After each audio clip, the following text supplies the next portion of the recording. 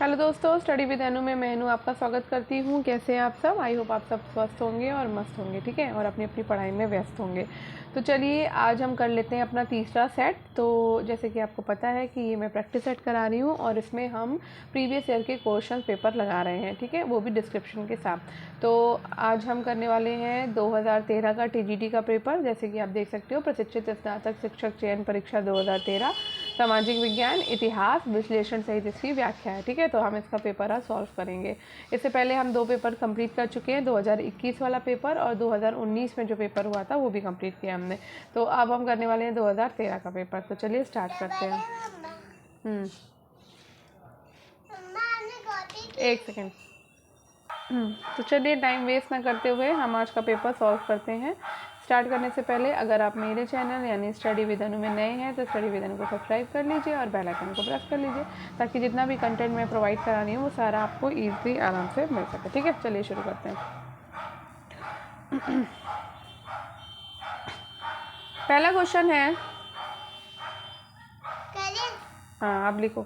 पहला क्वेश्चन है, निम्नलिखित पशु समूहों में से कौन सा समूह मोहनजोदड़ो की पशुपति मोहर पर अंकित है?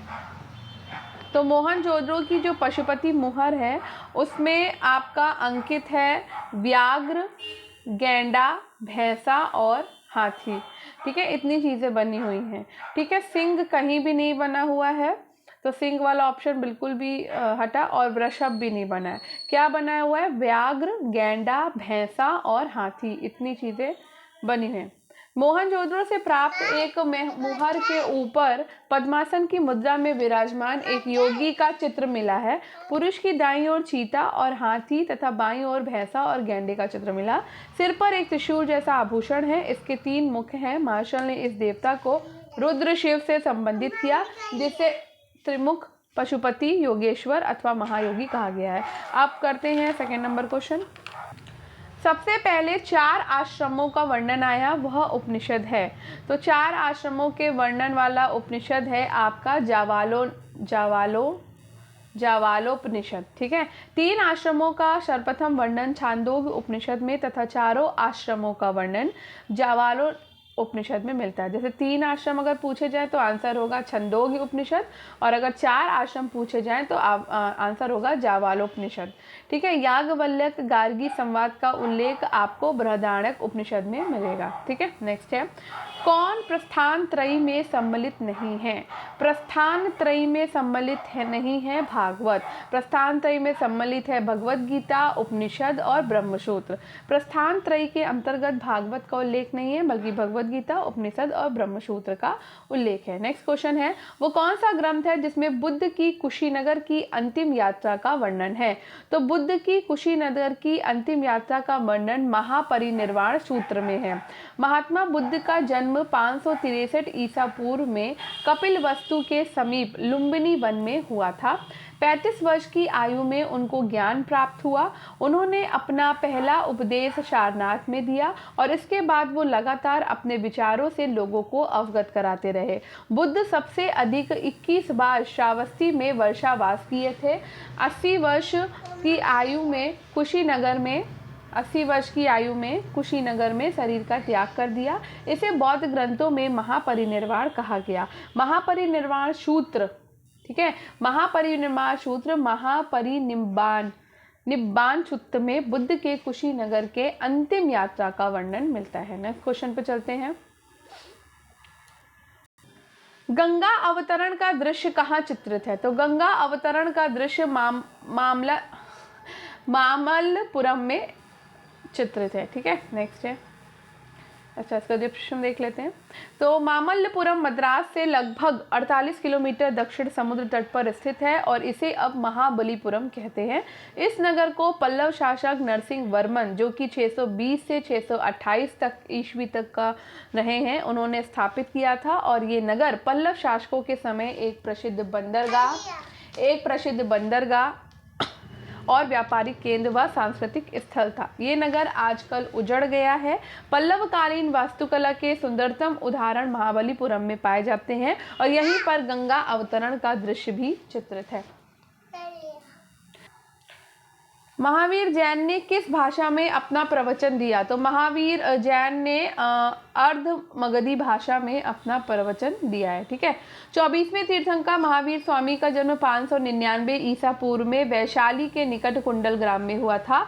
30 वर्ष की आयु में उन्होंने गृह त्याग दिया और 12 वर्ष तक घोर तपस्या के बाद उनको ज्ञान प्राप्त हुआ। कैवल्य प्राप्ति के पश्चात महावीर ने अपना उपदेश जन साधारण की भाषा अर्ध मागधी में दिया है।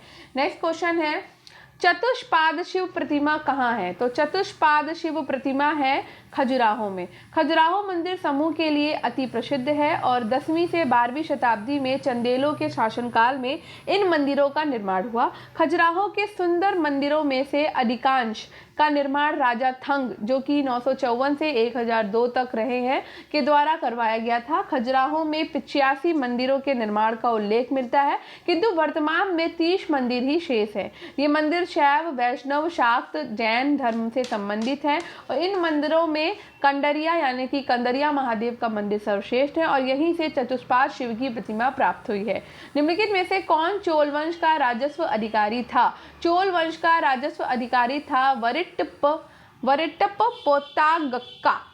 चोल राज्य की आय का प्रमुख साधन भूमिकर था, जिसे ग्राम सभाएं वसूल करती थी। कृषि उत्पादन का 1/3 भू राजस्व के रूप में वसूल किया जाता था। चोल सम्राट राजा राज प्रथम तथा कुलोत्तुंग प्रथम ने भूमि की नाप करवाई। उपज के अनुसार भूमि को कुल 12 कोटियों में विभाजित किए जाने का विवरण चोल अभिलेखों से प्राप्त हुए हैं। राजस्व विभाग के प्रमुख अधिकारी वरिट्टप पोतागक्का कहलाते थे। ठीक है। नेक्स्ट क्वेश्चन है, तमिल कवियों के तीसरे संगम की पीठ कहाँ थी? तो ये थी आपकी मदुरै में। ठीक है, आगे बढ़ते हैं। तमिल कवियों के तीसरे संगम की पीठ कहाँ थी? तो ये मदुरै में थी। ठीक है, आगे बढ़ते हैं। संगम तमिल कवियों का संघ अथवा मंडल था और इन संघों या परिषदों का आयोजन पांड्य शासकों के संरक्षण में किया गया था। 3 संगमों का आयोजन हुआ था। प्रथम का स्थान मदुरा, द्वितीय संगम की अध्यक्षता अगस्त ऋषि के पश्चात उनके शिष्य तोल्कापियर ने कपाटपुरम अलवै और तृतीय संगम का स्थान उत्तरी मदुरा तथा प्रथम संगम के अध्यक्ष अगस्त ऋषि, द्वितीय के अगस्त तथा तोलक कपियर तथा तृतीय संगम पीठ के अध्यक्ष नक्कीरर थे। नेक्स्ट है, चोल सम्राटों के अधीन कुर्रम क्या था? तो कुर्रम था कुछ ग्रामों का समूह। प्रशासन की सुविधा के लिए चोल साम्राज्य 8 प्रांतों या मंडलों में विभाजित था। मंडल का विभाजन कोट्टम में किया गया, जो आजकल के कमिश्नरियों के बराबर होते थे। कोट्टम को नाडु जिला में बांटा गया। नाडु के अंतर्गत अनेक ग्राम संघ थे, जिन्हें कुर्रम कहा जाता था। प्रशासन की सबसे छोटी इकाई ग्राम सभा होती थी। नेक्स्ट, एक सेकेंड। रुद्रमा देवी किस वंश की रानी थी? तो रुद्रमा देवी वारंगल के काकतीय वंश की रानी थी। गणपति काकतीय वंश का सर्वाधिक शक्तिशाली राजा था। गणपति के बाद उसकी पुत्री रुद्रमा देवी काकतीय राज्य की शासिका बनी। यादव वंशी महादेव ने उसे पराजित किया। इसके बाद वारंगल के काकतीय वंश की शक्ति तथा प्रतिष्ठा का पुनरुद्धार प्राप्त रुद्रदेव ने किया। मोहम्मद तुगलक ने इस राज्य को सल्तनत का अंग बनाया। उस गुप्त वाकाटक रानी का नाम उल्लेख कीजिए जिसने अनुदान स्वरूप भूमि दी है। ये है प्रभावती गुप्ता ने। चंद्रगुप्त द्वितीय ने अपनी पुत्री प्रभावती गुप्ता का विवाह वाकाटक शासक रुद्रसेन द्वितीय से किया था। रुद्रसेन द्वितीय के 2 पुत्र थे। रुद्रसेन की मृत्यु के बाद प्रभावती गुप्ता अपने पुत्र दिवाकर सेन को गद्दी पर बैठाकर उसकी संरक्षिका बन गई। प्रभावती के पूना ताम्रलेख में उसे भूमि अनुदान का उल्लेख मिलता है। नेक्स्ट है, किस काल के मंदिर की वास्तुकला में सर्वप्रथम गंगा और यमुना की आकृतियां आती हैं? तो ये गुप्त काल के मंदिर की वास्तुकला में गंगा और यमुना की आकृतियां सर्वप्रथम आती हैं। तो भारत में मंदिरों का पूर्ण विकास गुप्त काल में मिलता है। इस समय कई मंदिरों का निर्माण हुआ, जिसमें सांची, एरण, तिगवा आदि के मंदिर प्रसिद्ध हैं। गर्भगृह के प्रवेश द्वार पर बने चौखट पर मकर वाहिनी गंगा और कूर्म वाहिनी यमुना की आकृतियां उत्कीर्ण मिलती हैं, जो गुप्त काल की विशेषता है। ठीक है, आगे बढ़ते हैं। नेक्स्ट क्वेश्चन है, निम्नांकित किस स्थल पर स्थित स्तूप अवशेषों से अशोक की पाषाण पर उद्गत प्रतिमा उसके नाम के साथ प्राप्त हुई है? तो ये है कनगनहल्ली। कनगनहल्ली स्थित स्तूप अवशेषों से अशोक की पाषाण पर उद्गत प्रतिमा उसके नाम के साथ प्राप्त हुई और ये स्थल कर्नाटक के गुलबर्गा जिले के चितलपुर तालुका में स्थित है। नेक्स्ट है, निम्नलिखित में से किसने धर्म महाराज की उपाधि धारण की थी जिसका औचित्य उसके द्वारा अश्वमेघ सहित अनेक वैदिक यज्ञों के संपादित करने से सिद्ध होता है? तो ये कहा है प्रवरसेन प्रथम ने। तो विंध्य शक्ति के बाद उसका पुत्र तथा उत्तराधिकारी प्रवरसेन प्रथम शासक हुआ। वाकाटक वंश का वो अकेला शासक था जिसने सम्राट की उपाधि धारण की थी। वो धर्मनिष्ठ ब्राह्मण था जिसने 4 अश्वमेघ तथा 1 वाजपेय यज्ञ के अतिरिक्त अनेक वैदिक यज्ञों का भी अनुष्ठान किया था। जिल अल्लाह जो राजाधिकारी संबंधी अवधारणा है किससे संबंधित है? तो ये बलबन से संबंधित है। भारत में सल्तनत का प्रथम शासक कुतुबुद्दीन ऐबक को माना जाता है, लेकिन बलबन दिल्ली सल्तनत का प्रथम सुल्तान था जिसने सुल्तान के पद अधिकार एवं राजस्व के संबंध में अपने विचार प्रकट किए। बलबन के राजस्व सिद्धांत की सर्वप्रमुख विशेषता ये है कि वो राजस्व को पृथ्वी पर ईश्वर का प्रतिनिधित्व निभायत एक खुदाई तथा मान मर्यादा की दृष्टि से उसे पैगंबर के बाद स्वीकार करता था। वो सुल्तान को ईश्वर का प्रतिबिंब यानी कि जिल अल्लाह तथा उसके हृदय को दैवी प्रेरणा और क्रांति का भंडार मानता था। नेक्स्ट है, वो कौन सा प्रथम राज्य था जिसके विरुद्ध अलाउद्दीन खिलजी ने हमले की शुरुआत करी? तो वो प्रथम राज्य था रणथंबोर जिसके विरुद्ध अलाउद्दीन खिलजी ने हमले की शुरुआत की थी। तो 1292 में अलाउद्दीन खिलजी ने दिल्ली के सुल्तान जलालुद्दीन खिलजी की आज्ञा से बिलसा को लूटा और उसके फलस्वरूप अलाउद्दीन खिलजी को अवध की सूबेदारी दी गई। 1296 में अलाउद्दीन खिलजी ने देवगिरी को लूटा और अपने चाचा जलालुद्दीन खिलजी का वध करके दिल्ली का सुल्तान बन गया।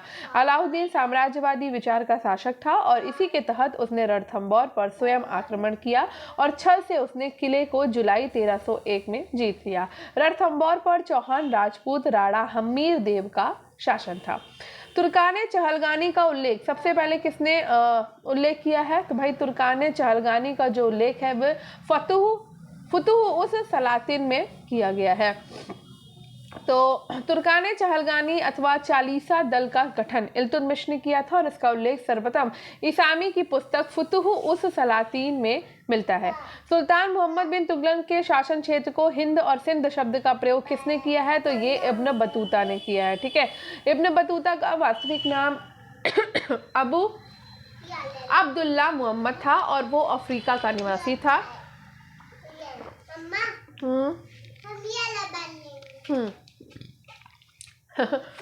चलो, पश्चिम एशिया के विभिन्न नगरों का भ्रमण करते हुए 1333 में सिंध में प्रवेश किया और भारत में प्रायः 14 वर्ष रहा। मोहम्मद बिन तुगलक ने उसे दिल्ली का काजी नियुक्त किया था।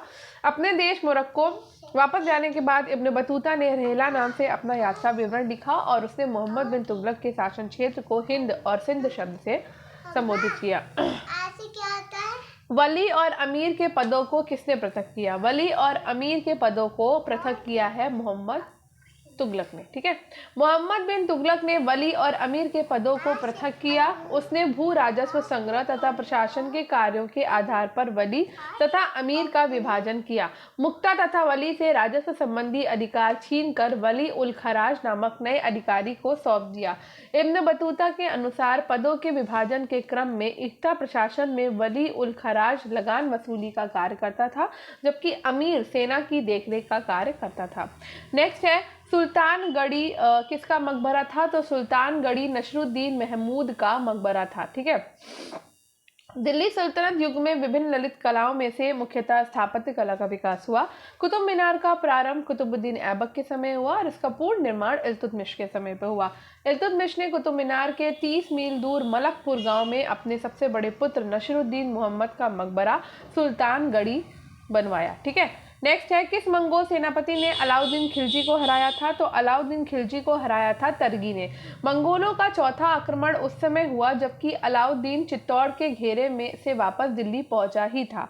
उसकी पर्याप्त सेना उसके पास नहीं थी। एक बड़ी सेना तेलंगाना आक्रमण पर गई थी 1303 में। तभी मंगोल नेता तरगी ने 1,20,000 घुड़सवार सेना लेकर दिल्ली पे आक्रमण कर दिया। विवश होकर अलाउद्दीन को सीरी के दुर्ग में शरण लेनी पड़ी। मंगोल 2 महीने के घेरे के बाद दिल्ली और आसपास के प्रदेशों को लूटकर वापस चले गए और ये अलाउद्दीन की पराजय कही जाएगी। नेक्स्ट है, शर्ब कर किस पर लागू होता था? तो शर्ब कर जल आपूर्ति बनाए रखने पर लागू होता था। ठीक है। फिरोज शाह तुगलक ने भूमि की उर्वरता में वृद्धि के लिए 5 बड़ी नहरों का निर्माण कराया। परिणाम स्वरूप सिंचाई सुविधा के कारण कृषि में उन्नति होती है। सरकारी नहरों से सिंचाई करने पर हके शर्ब नामक सिंचाई कर लगाया गया जो भूमि में उत्पादित पैदावार का 10% था। चलिए नेक्स्ट है, कौन सा दिल्ली सुल्तान हिंदू योगियों और मुस्लिम फकीरों के साथ बातें की? तो ये है मोहम्मद बिन तुगलक। दिल्ली सल्तनत के सुल्तानों में मोहम्मद बिन तुगलक दिल्ली सल्तनत के सुल्तानों में मोहम्मद बिन तुगलक सर्वाधिक विलक्षण व्यक्ति वाला व्यक्ति था। मोहम्मद बिन तुगलक धार्मिक रूप से कट्टर नहीं था। वो होली और मुहर्रम में भाग लेता था। उसने अपने दरबार में जैन विद्वान जिन प्रभु सूरी और राजशेखर और जम्बू जी का स्वागत किया तथा दिल्ली के प्रसिद्ध सूफी शेख सिहाबुद्दीन को अपने दरबार में नियुक्त किया था।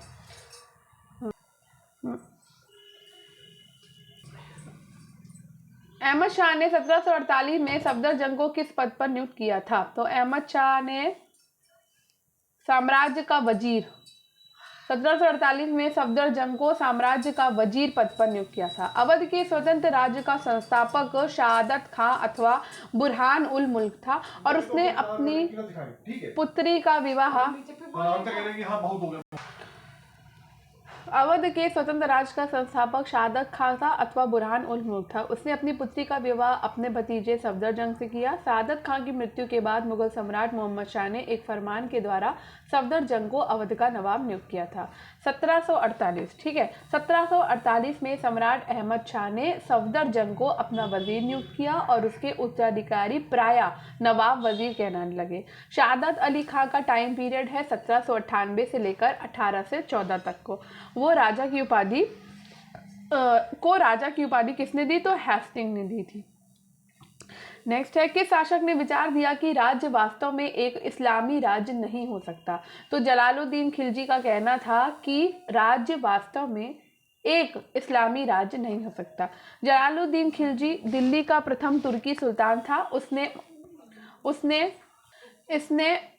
जिसने उदार निरंकुशवाद के आदर्श को अपने सामने रखा। उसने अपने विरोधियों को संतुष्ट करने का प्रयत्न किया। यद्यपि वह योग्य सेनापति था, उसने भय और आतंक के स्थान पर उदारता और सहोदरता की नीति को अपनाया तथा अपने शत्रुओं के हृदय परिवर्तन पर बल दिया। उसका मानना था कि राज्य वास्तव में एक इस्लामी राज्य नहीं हो सकता।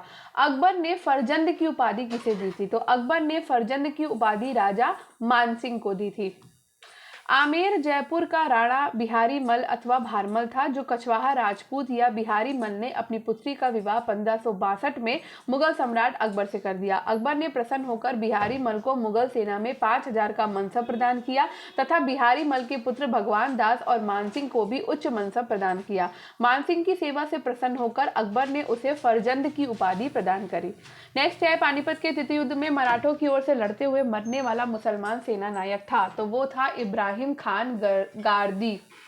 14 जनवरी 1761 को अहमद शाह अब्दाली और मराठों के बीच पानीपत का युद्ध हुआ और इस युद्ध में मराठों की विजय हुई। इस युद्ध में इब्राहिम खान गारदी का भारी तोपखाना उपयोगी सिद्ध नहीं हुआ।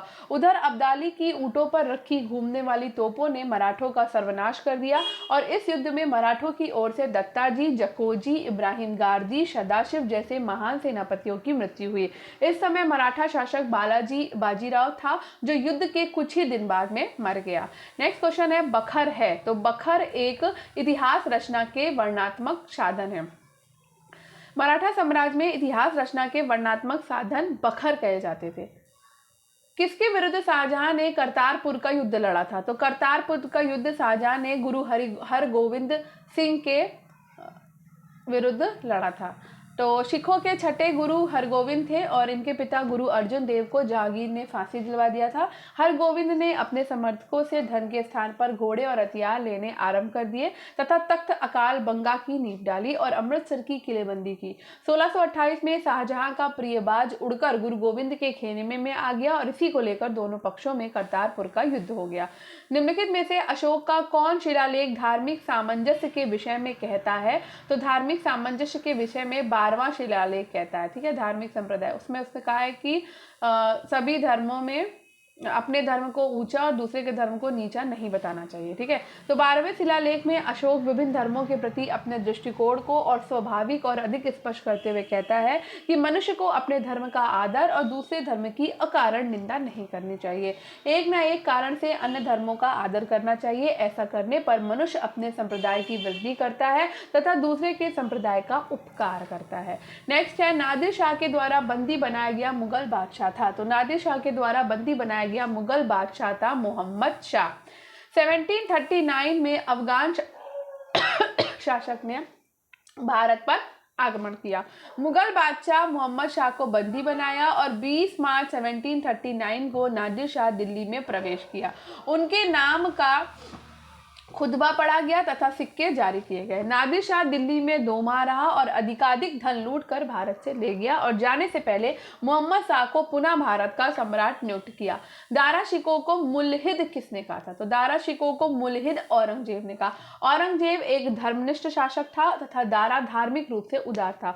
उत्तराधिकार के युद्ध में औरंगजेब ने दारा को पराजित किया। कुछ व्यक्तियों के द्वारा औरंगजेब से दारा को जीवन दान देने के लिए याचना किया गया, जिस पर औरंगजेब ने उसे अल मुलाहिद यानी कि विधर्मी कहा और क्षमा न करते हुए दिल्ली में दारा की हत्या करवा दी।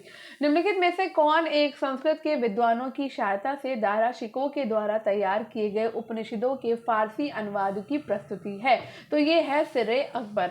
दारा शिकोह मुगल सम्राट शाहजहां का ज्येष्ठ पुत्र था। वो सूफियों की कादरी शाखा से जुड़ा हुआ था। उसकी रुचि संस्कृत ग्रंथों, पुराणों तथा रहस्यवाद में अधिक थी। उसने 52 उपनिषदों का फारसी भाषा में अनुवाद सिर्रे अकबर महान रहस्य के नाम से किया। इसके अतिरिक्त भगवद गीता तथा योग वशिष्ठ का अनुवाद फारसी भाषा में किया है। उसने हिंदू धर्म एवं सूफी मत का तुलनात्मक अध्ययन के लिए मजमाए अल बहरायन 2 महासागरों का मिलन नामक पुस्तक लिखा है। नेक्स्ट है, मिर्जा राजा की मुगल पदवी किसे प्रदान की गई थी? तो मिर्जा राजा की मुगल पदवी जयसिंह को प्रदान की गई थी। आमेर के राजा जयसिंह को जहादर शाह ने मिर्जा राजा की उपाधि दी तथा फर्रुखियर ने जयसिंह को सवाई उपाधि प्रदान की थी। जयसिंह ने 18 नवंबर 1727 के आमेर के स्थान पर जयपुर को अपने राज्य की नई राजधानी बनाया। नेक्स्ट, वो कौन सा हिंदू चित्रकार था जो जहांगीर के द्वारा ईरान के शाह अब्बास प्रथम का छाया चित्र बनाने के लिए भेजा गया था? तो वो है बिशन दास। मुगल शासकों में जहांगीर ने सबसे अधिक चित्रकला में रुचि ली। उसके दरबार में अबुल हसन और मंसूर जैसे चित्रकार रहते थे। इसके अतिरिक्त मोहम्मद मुराद, बिशनदास, मनोहर तथा गोवर्धन आदि भी थे। बिशनदास छवि चित्र बनाने में सिद्धहस्त थे।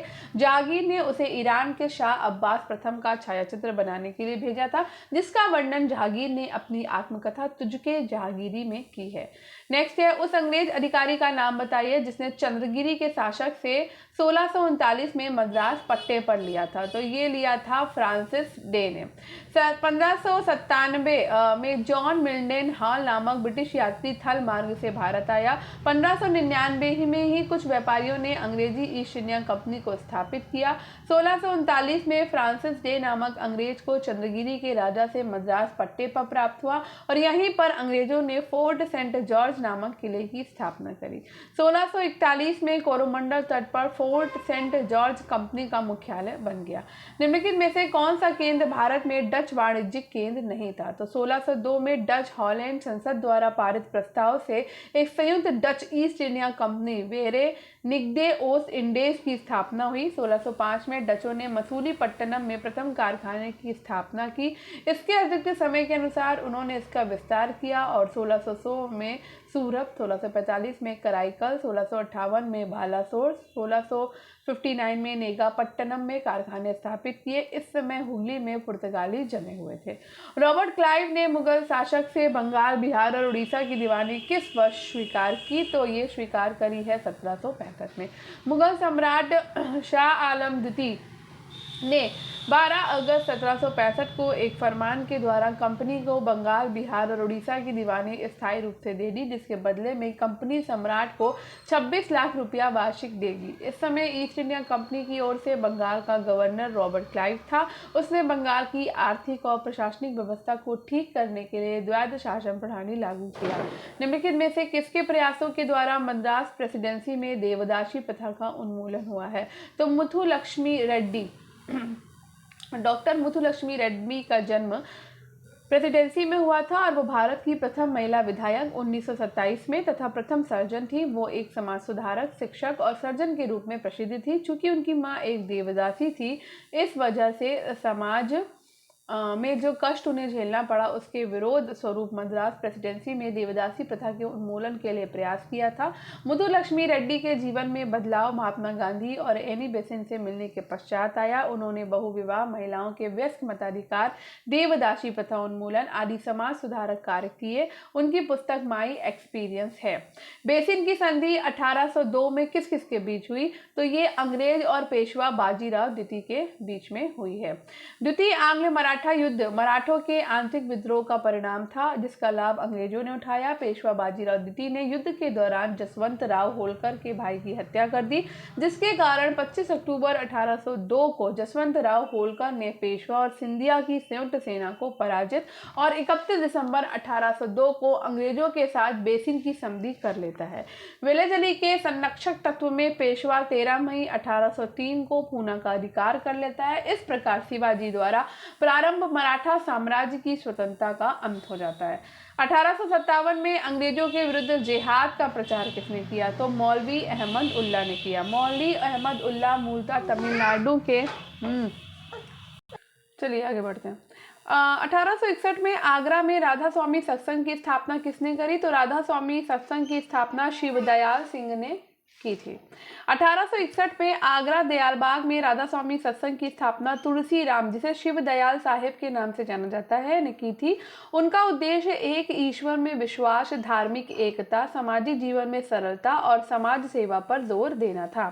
आर्य समाज की स्थापना कहाँ हुई थी? तो आर्य समाज की स्थापना हुई है बंबई में। स्वामी दयानंद सरस्वती के बचपन का नाम मूलशंकर था। अल्पायु में ही मूर्ति पूजा में उनका विश्वास न रहा। 1861 में उन्होंने मथुरा के स्वामी विरजानंद को अपना गुरु बनाया और वहीं पर वेदों का अध्ययन किया। अपने गुरु से पृथक होकर उन्होंने हिंदू धर्म, सभ्यता और भाषा के लिए प्रचार का कार्य आरंभ किया और सर्वप्रथम बंबई में 1875 में आर्य समाज की स्थापना करी। वेदों की ओर लौटो का नारा दिया। नेक्स्ट है 1888 में हुए प्रथम राष्ट्रीय सामाजिक आंदोलन के अधिवेशन जो मद्रास में हुआ था, इसकी अध्यक्षता किसने करी थी? तो इसकी अध्यक्षता टी माधव राव ने की थी। 1888 में प्रथम राष्ट्रीय सामाजिक आंदोलन का अधिवेशन मद्रास में हुआ और इसकी अध्यक्षता टी माधव राव ने की थी। नेक्स्ट है चालुक्य और होयसल वंश के मंदिर किस शैली में निर्मित है? तो चालुक्य और होयसल वंश के मंदिर जो है वो वेसर शैली में निर्मित है। नेक्स्ट है भारतीय मंदिरों को मुख्यतः 3 शैलियों में विभाजित किया जा सकता है, जो नागर, बेसर और द्रविड़ शैली के रूप में प्रसिद्ध हैं। उत्तरी और मध्य भारत के मंदिर नागर शैली में निर्मित हैं और मध्य भारत तथा कर्नाटक के कतिपय मंदिरों में प्रायः उत्तरी तथा दक्षिणी दोनों शैलियों का सम्मिलित स्वरूप था। कर्नाटक में पट्टदकल के चालुक्य मंदिर प्रायः बेसर शैली के माने जा सकते हैं। दक्षिण भारत के मंदिर प्रायः द्रविड़ शैली में निर्मित है। निम्नलिखित में से कौन भारतीय राष्ट्रीय कांग्रेस के स्थापना अधिवेशन में उपस्थित नहीं था?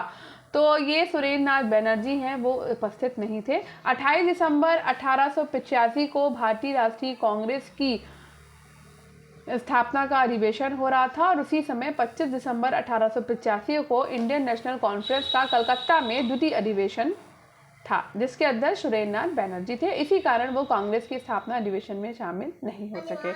नेक्स्ट क्वेश्चन है एनी बेसेंट द्वारा प्रारंभ किया गया स्वराज शासन आंदोलन का लक्ष्य क्या था? तो ये लक्ष्य था भारत के लिए स्वशासन प्रारंभ करना। ठीक है। 1915 में शुरू में एनी बेसेंट ने 2 अखबारों न्यू इंडिया और कॉमनवेल्थ 1915 के शुरू में एनी बेसेंट ने 2 अखबारों न्यू इंडिया और कॉमनवेल्थ के माध्यम से आंदोलन छेड़ दिया। उनकी मांग थी कि जिस तरह से गोरे उपनिवेशों में वहां की जनता को अपनी सरकार बनाने का अधिकार दिया गया, भारतीय जनता को भी स्वशासन का अधिकार मिले। अप्रैल 1915 के बाद एनी बेसेंट ने और भी कड़ा और जुझारू रुख अख्तियार किया। कांग्रेस ने मुस्लिमों के लिए पृथक निर्वाचक मंडल को स्वीकार किया। तो ये लखनऊ समझौते के अंतर्गत हुआ था। लखनऊ कांग्रेस अधिवेशन में तिलक को पुनः कांग्रेस में शामिल कर दिया गया और इसी अधिवेशन में महत्वपूर्ण कांग्रेस लीग समझौता हुआ, जो लखनऊ पैक्ट के नाम से जाना जाता है। इस समझौते में तिलक और एनी बेसेंट ने महत्वपूर्ण भूमिका निभाई थी। इस अधिवेशन में कांग्रेस ने मुस्लिमों के लिए पृथक निर्वाचक मंडल को स्वीकार किया। मदन मोहन मालवीय का मानना था कि मुस्लिम लीग को बहुत तवज्जो दिया जा रहा है। निम्नलिखित में से किस अधिनियम के द्वारा भारत के गवर्नर जनरल को अध्यादेश जारी करने की शक्ति प्रदान की गई? तो ये प्रदान की गई है गलत, ये प्रदान की गई है भारतीय परिषद अधिनियम 1861 में। ठीक है। 1861 का ये कानून भारत के संवैधानिक विकास में एक महत्वपूर्ण कदम था। इस कानून से अंग्रेजों की वो नीति आरंभ हुई जिसे सहयोग की नीति या उदार निरंकुशता का नाम दिया, क्योंकि इसके द्वारा सर्वप्रथम भारतीयों को शासन में सम्मिलित करने का प्रयत्न किया गया था और गवर्नर जनरल को आवश्यकता पड़ने पर अध्यादेश जारी करने का अधिकार दिया गया, जो व्यवस्थापिका सभा तथा भारत सचिव द्वारा समाप्त न किए जाने पर 6 माह तक लागू रह सकता था। नेक्स्ट क्वेश्चन है, सुभाष चंद्र बोस के त्यागपत्र के बाद भारतीय राष्ट्रीय कांग्रेस का अध्यक्ष कौन हुआ? तो ये हुए थे राजेंद्र प्रसाद। ठीक है। मार्च 1939 को त्रिपुरी में कांग्रेस का वार्षिक अधिवेशन हुआ और अध्यक्ष पद के चुनाव में सुभाष चंद्र बोस ने गांधी जी के प्रतिनिधि पट्टाभी सीतारमैया को पराजित कर दिया। कांग्रेस के कार्यकारिणी के गठन पर मतभेद के कारण सुभाष चंद्र बोस ने त्यागपत्र दे दिया और उनकी जगह राजेंद्र प्रसाद को अध्यक्ष चुना गया। उसी वर्ष सुभाष चंद्र बोस ने फॉरवर्ड ब्लॉक की स्थापना करी, यानी कि 1939 में। शंखलिपि लेख निम्नलिखित स्थल के स्तूप अवशेषों से प्राप्त हुए हैं। तो शंखलिपि लेख जो है वो बरहुत स्तूप अवशेष से प्राप्त हुए।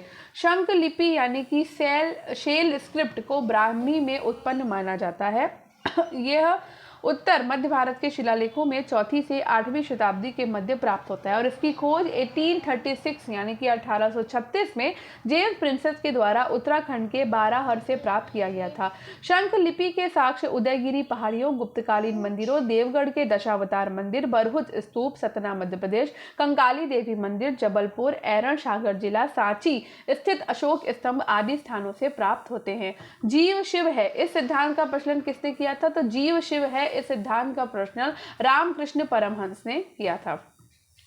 स्वामी रामकृष्ण परमहंस 1834 से 1886 तक दक्षिणेश्वर स्थित काली मंदिर के पुजारी थे। इन्होंने चिंतन, संन्यास और भक्ति के परंपरागत तरीके से धार्मिक मुक्ति प्राप्त करने का प्रयास किया। भारतीय सभ्यता और संस्कृति में पूर्ण निष्ठा रखने वाले रामकृष्ण सभी धर्मों को सत्य मानते थे। वे मूर्ति पूजा में विश्वास करने के साथ साथ उसे शाश्वत, सर्वशक्तिमान ईश्वर को प्राप्त करने वाला एक साधन मानते थे। उन्होंने इस सिद्धांत का प्रचलन किया कि जीव शिव है। किस मूर्ति कला में सबसे पहले रामायण से दृश्य प्रकट हुए हैं? तो नचना कुठार मूर्ति कला में सबसे पहले रामायण के दृश्य प्रकट हुए। मध्य प्रदेश के पन्ना जिले में अजयगढ़ के समीप नचना कुठार नामक स्थान पर पार्वती का मंदिर है और यहाँ की मूर्ति कला में सर्वप्रथम रामायण के दृश्य मिलते हैं। नेक्स्ट है, अजंता की किस गुफा में मरणासन राजकुमारी का दृश्य अंकित है? तो गुफा संख्या नंबर 16। अजंता में पहले 29 गुफाओं में चित्र बने थे, परंतु अब केवल 6 गुफाओं के चित्र शेष बचे हैं। अजंता की 16वीं गुफा के चित्रों में मरणासन राजकुमारी नामक चित्र सर्वाधिक सुंदर एवं आकर्षक है। ये पति की विरह में मरती हुई राजकुमारी का चित्र है। उसे चारों और परिवारजन शोकाकुल अवस्था में खड़े हैं। विद्वानों ने इसकी पहचान बुद्ध के सौतेले भाई नंद की पत्नी सुंदरी से की है। ठीक है, आगे बढ़ते हैं। कौन चतुराईपूर्ण निष्क्रियता की नीति के साथ जुड़ा है? तो चतुराईपूर्ण निष्क्रियता की नीति के साथ जुड़ा हुआ है जॉन लॉरेंस। आंग्ल अफगान संबंधों का दूसरा अध्याय लॉर्ड एलनबरो के काल से आरंभ होकर नॉर्थ बुक के वायसराय काल तक चलता है। इस काल को कुशल आक्रमणता की नीति या चतुराईपूर्ण निष्क्रियता का काल कहा जाता है। ये अफगान युद्ध में हुए सर्वनाश का सीधा परिणाम थी और इस नीति को प्रायः जॉन लॉरेंस के नाम से संबंधित किया गया, क्योंकि इसके वायसराय काल में इस नीति को अनुसरण करने का स्पष्ट अवसर मिला है। नेक्स्ट है, निम्नलिखित में से कौन सा बंदरगाह पोर्डुके नाम से दी परिपल्स ऑफ दी इरिथ्रियन के लेखक को ज्ञात था? तो ये है अरिकमेडु। अरिकमेडु में 1945 में हुई खुदाई में से सन की प्रथम 2 शताब्दियों के रोमन मृदभांडों के अनेक टुकड़ों के साथ साथ एक रोमन व्यापारिक केंद्र के अवशेष का पता चला है। अरिकमेडु को पेरिपल्स ऑफ द एरिथ्रियन सी के पोडुका नाम से संबोधित किया गया है। नेक्स्ट है, दक्षिणी भारत में स्थित निम्नलिखित स्तूप अवशेषों में दशरथ जातक का शिल्पांकन प्राप्त हुआ है? तो ये प्राप्त हुआ है नागार्जुन कोंडा में। तो हैदराबाद से 100 मील दक्षिण पूर्व की ओर स्थित नागार्जुन कोंडा एक प्राचीन स्थान है और ये बौद्ध महायान के प्रसिद्ध आचार्य नागार्जुन के समय एक सुंदर नगर था। कृष्णा नदी के तट पर स्थित ये नगर प्राकृतिक सौंदर्य से समन्वित होने के साथ ही दुर्भेद दुर्ग की भांति सुरक्षित भी था। यहाँ से 9 बौद्ध स्तूपों के अवशेष प्राप्त हुए और इन्हीं स्तूपों में दशरथ जातक का शिल्पांकन प्राप्त हुआ है। निम्नलिखित संतों में से किसे उनके अनुयायी विष्णु का अवतार मानते हैं? तो ये चैतन्य को मानते हैं। संत चैतन्य का जन्म बंगाल के नदिया नामक स्थान पर एक ब्राह्मण परिवार में हुआ था। 22 वर्ष की आयु में ईश्वरपुरी नामक एक साधु से कृष्ण मंत्र लिया और 24 वर्ष की आयु में साधु हो गए और उन्होंने मूर्ति पूजा और धार्मिक ग्रंथों का विरोध नहीं किया। वे सभी को कृष्ण भक्ति के योग्य मानते थे। उनके अनुयायी उनको विष्णु का अवतार मानते थे। नेक्स्ट है, जाति मीमांसा के लेखक। तो जाति मीमांसा के लेखक हैं श्री नारायण गुरु। श्री नारायण गुरु केरल के एझवा एक अस्पृश्य जाति से संबंधित थे। श्री नारायण गुरु ने अपने से नीची जातियों के प्रति अस्पृश्यता की प्रथा को समाप्त करने का प्रयास किया। उन्होंने विवाह संस्कार, धार्मिक पूजा और अंत्येष्टि आदि के कर्मकांडों को सरल बनाया। श्री नारायण गुरु को अस्पृश्य जातियों को पिछड़ी हुई जातियों में परिवर्तित करने में विशेष सफलता मिली। उन्हें जाति मीमांसा का लेखक माना जाता है। नेक्स्ट है, भागीलय की मुद्राएं निम्नलिखित में से प्राप्त हुई हैं। तो भागीलय की मुद्राएं जो है वो नर्मदा घाटी से प्राप्त हुए हैं। भागीलय की मुद्राएं नर्मदा घाटी से प्राप्त हुई। इन मुद्राओं के माध्यम से मुख्यतः भागीलयों के इतिहास की जानकारी प्राप्त होती है। इन्हें नगर नामांकित नागर सिक्के कहा जाता है। नेक्स्ट है, जवाबित थे। तो जवाबित कौन थे? जवाबित भाई राज्य कानून थे। जवाबित राज्य कानून को कहा जाता था। वस्तुतः मध्यकालीन भारत में मुस्लिम सत्ता के स्थापना के बाद धर्म और राजनीति का प्रश्न जटिल प्रश्न के रूप में उभरा। जवाबित इसी प्रश्न का हल था जो राज्य कानून के रूप में आया। अभी देख रहे। तो यहाँ इसी के साथ ही हमारा ये वाला जो है फिनिश हो जाता है टीजीटी हिस्ट्री 2013 का पेपर, और कब हम कल करेंगे 2011 का टीजीटी का पेपर। तो आई होप आपको आज का ये वीडियो पसंद आया होगा। पसंद आया हो तो वीडियो को लाइक कर दीजिए, शेयर कर दीजिए और चैनल को सब्सक्राइब कर